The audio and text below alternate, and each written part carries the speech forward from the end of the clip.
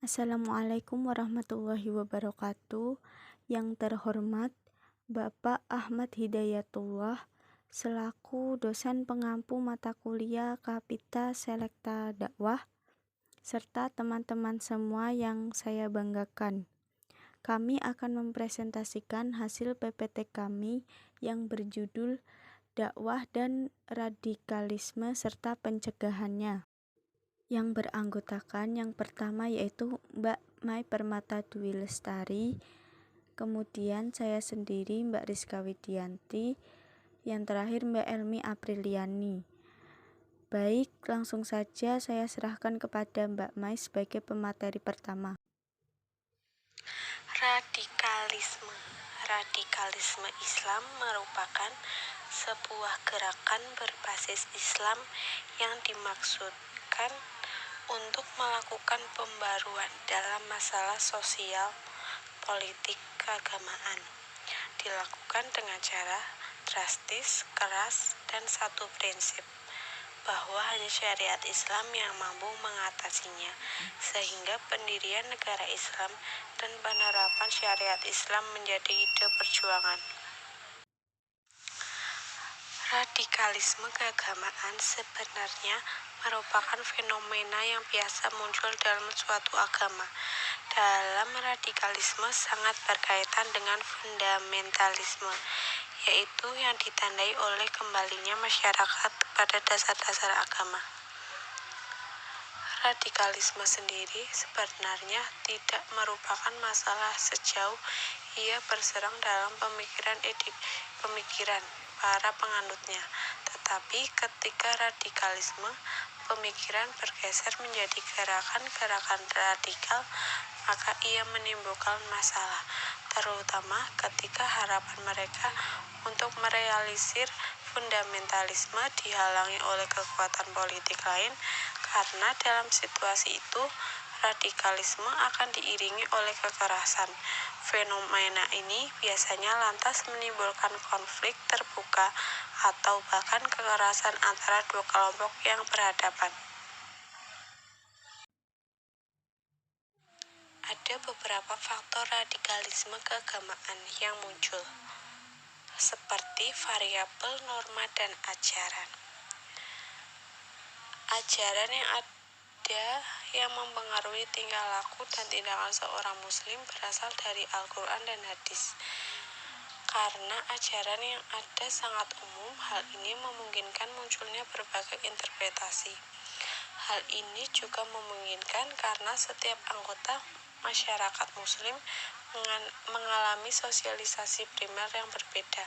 Di samping pengalaman pendidikan dan tingkat ekonomi mereka juga tidak sama. Dari hasil interpretasi ini muncul apa yang diidealkan berkaitan dengan kehidupan masyarakat Islam. Faktor yang kedua, variabel sikap atau pemahaman mengenai tiga isu penerapan syariat Islam, bentuk negara Islam Indonesia, dan Khalifah Islamiyah. Sikap ini adalah kelanjutan dari penafsiran terhadap ajaran agama Islam. Diasumsikan bahwa ada beberapa sikap umum yang muncul setelah masyarakat menafsirkan ajaran Islam. Sikap ini tersimbolkan dalam penerapan pemahaman Muslim terhadap ajaran agama mereka. Dalam hal ini ada tiga golongan.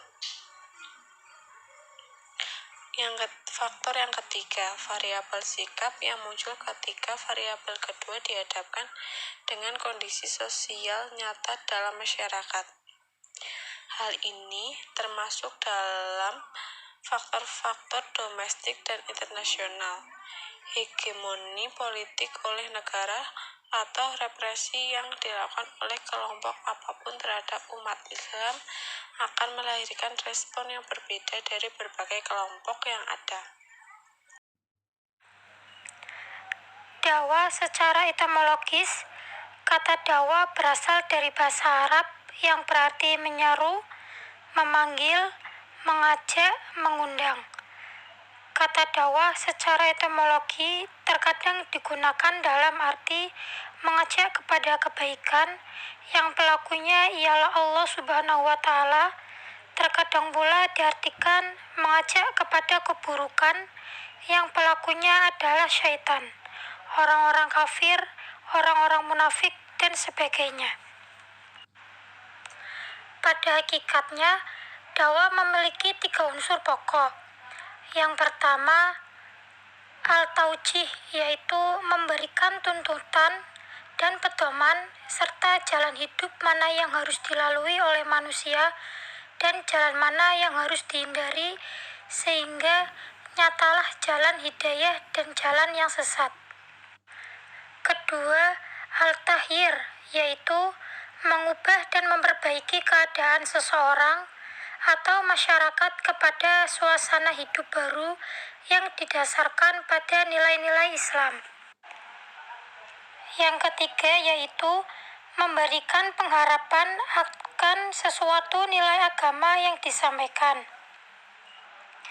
Secara luas, dakwah juga termasuk di dalamnya tabsir atau penyampaian kabar gembira, insyar, pemberian peringatan, mauziah, pengajaran, nasihat, waiyah, wasiat, dan lain-lain yang merupakan pekerjaan lisan dan tulisan. Adapun prinsip-prinsip dakwah terbagi menjadi 7. Yang pertama, dai harus siap menjadi pewaris Nabi. Yang kedua, dai harus menyadari bahwa masyarakat butuh waktu untuk memahami pesan dakwah. Berdakwah secara bertahap. Ketiga, berdakwah sesuai dengan kondisi tingkat kemampuan masyarakat. Yang keempat, dalam menghadapi persoalan dakwah, dai harus bersabar. Kelima, seorang dai harus memiliki citra positif. Yang keenam, berdakwah dengan mendahulukan yang prioritas. Yang terakhir, berdakwah itu harus dimulai dari diri sendiri, keluarga, kemudian fungsi dakwah. Dakwah mempunyai fungsi yang sangat besar karena menyangkut aktivitas untuk mendorong manusia melaksanakan ajaran Islam. Sehingga seluruh aktivitas dalam segala aspek hidup dan kehidupannya senantiasa diwarnai oleh ajaran Islam. Dakwah berfungsi mengarahkan, memotivasi, membimbing, mendidik, menghibur, mengingatkan umat manusia agar senantiasa beribadah kepada Allah Subhanahu wa Ta'ala, berperilaku yang baik. Adapun tujuan dakwah menurut Muhammad Natsir, yang pertama, memanggil kita kepada syariat untuk memecahkan persoalan hidup, baik persoalan hidup perseorangan atau persoalan berumah tangga, berjamaah, bermasyarakat, berbangsa, bersuku bangsa, bernegara, berantar negara. Yang kedua, memanggil kita kepada fungsi hidup kita sebagai hamba Allah di atas dunia yang terbentang luas ini, berisikan manusia berbagai jenis, bermacam pola pendirian dan kepercayaannya, yakni fungsi sebagai syuhada a'la annas, menjadi pelopor dan pengawas bagi umat manusia. Yang terakhir, memanggil kita kepada tujuan hidup yang lebih hakiki, yakni menyembah Allah. Demikianlah kita hidup mempunyai fungsi tujuan yang tertentu. Baik, selanjutnya yaitu bagaimana mencegah masuknya pengaruh radikalisme. Ada banyak sarana dakwah untuk menangkal atau mencegah masuknya pengaruh radikalisme. Bisa melalui khutbah sholat Jumat, melalui forum-forum ceramah, melalui diskusi keislaman, dan forum-forum lainnya. Akan tetapi dalam hal ini harus ditekankan pada tokoh agama atau ulama yang menyampaikan tausiah agar memberi pemahaman yang sesuai dengan konteks Islam yang rahmatan lil alamin, yaitu Islam yang cinta dengan kedamaian, ketentraman, dan menjauhi tindakan-tindakan kekerasan. Pengaruh radikal sangat berbahaya bagi keamanan negara, apalagi pemahaman tersebut merasuki pemikiran masyarakat awam yang belum paham konsep keislaman yang sesungguhnya. Oleh karenanya, pencegahan pengaruh radikal ini menjadi tanggung jawab bersama antara pemerintah, ulama, tokoh masyarakat, dan pihak penegak hukum.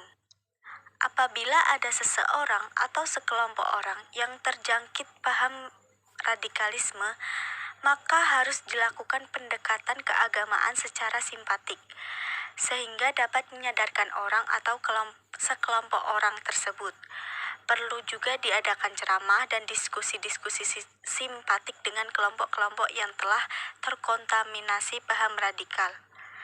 Langkah berikutnya yaitu memberikan informasi kepada umat beragama agar tidak mudah terprovokasi, sehingga setiap rencana yang dilakukan kelompok tertentu langsung mengalami kegagalan. Dengan demikian, kehidupan bermasyarakat, beragama, berbangsa, dan bernegara akan menjadi tenang dan kekacauan akan dapat dihindari dengan baik. Sekian yang dapat kami sampaikan, kurang lebihnya mohon maaf. Wassalamualaikum warahmatullahi wabarakatuh.